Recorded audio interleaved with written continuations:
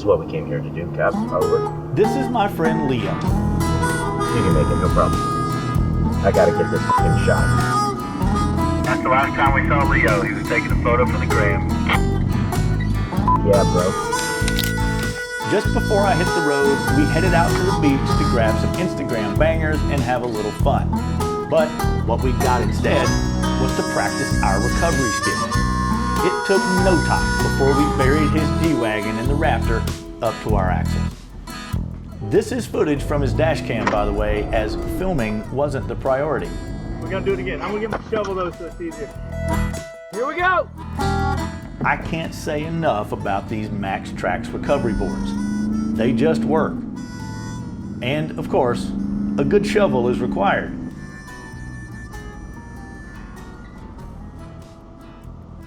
For two old men, not a bad day. And I'm pretty sure this will be a skill I'll need to exercise in future videos. So if you're new here, my name is Mike and I make travel and adventure videos. And this is the third in a series that documents my epic cross-country overland adventure across the United States in my 2019 Ford Raptor. And if you're a returning subscriber, well, you've probably seen the first two videos where I introduce you to the truck and talk about my equipment and all the shakedown trips I made to prepare for this trip. For now, we're headed to Loveland, Colorado for the Overland Expo Mountain West. Let's get going. First stop, the Sierras.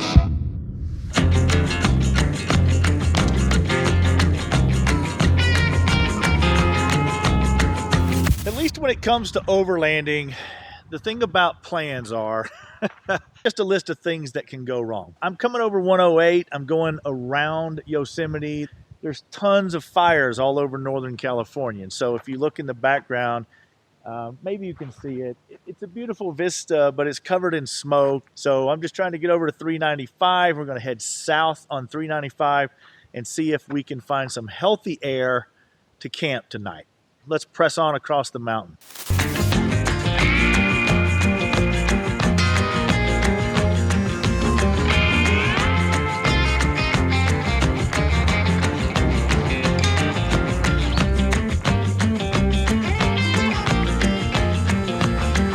And it's early for fire season, but the winds shift and blow all of that south, which makes the air extremely unhealthy.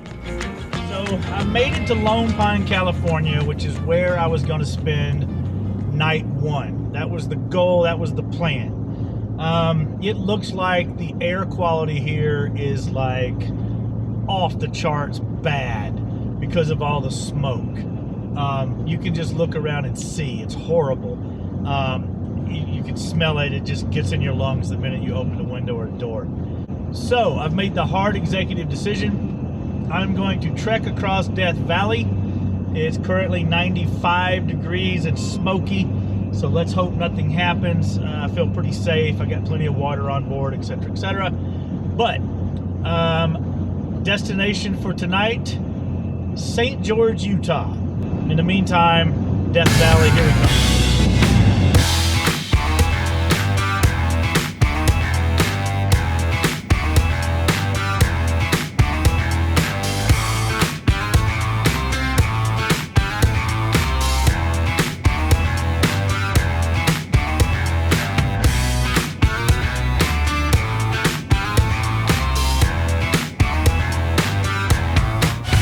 I just made it through Death Valley, entering Nevada. It's about 105 degrees. I'm in the middle of the road. There's nothing that way.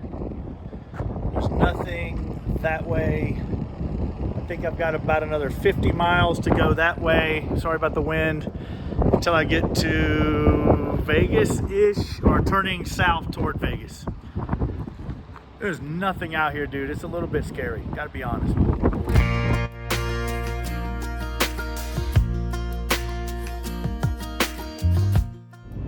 Okay, the sun is going down. I'm just outside of Las Vegas. It's about 7 p.m. and the sun sets around 7:30. I'm just stopped for gas, so I'm good for that all the way into St. George. Looks like about another 2 hours, which puts me in to some early BLM campsites around 9 p.m. It'll be dark, but hey, that's what lights are for.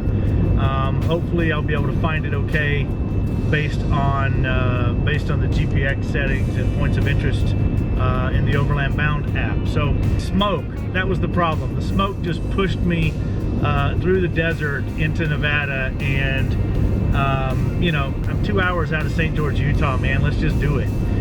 Then I get up tomorrow, and because of that change of plan, who knows, I may have time to see the Grand Canyon, because I'm basically 2 days ahead of schedule now.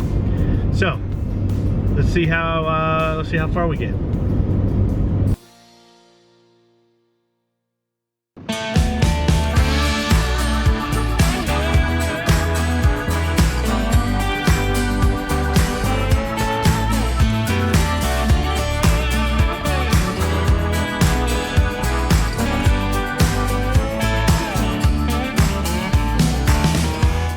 All right, so day 2 finds me in Zion National Park.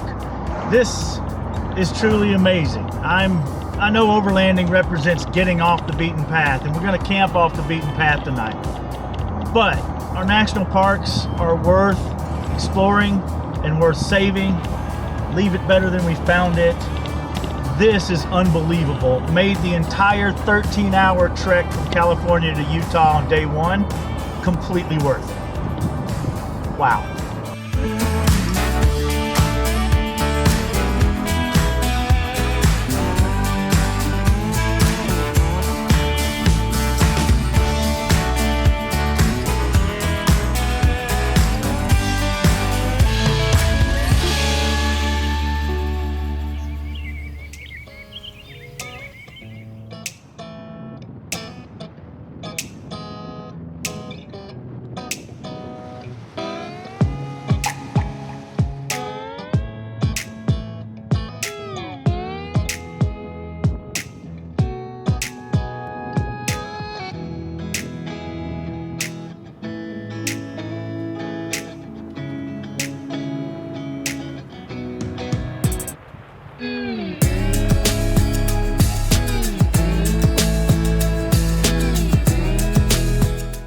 Okay, here we are, night 2.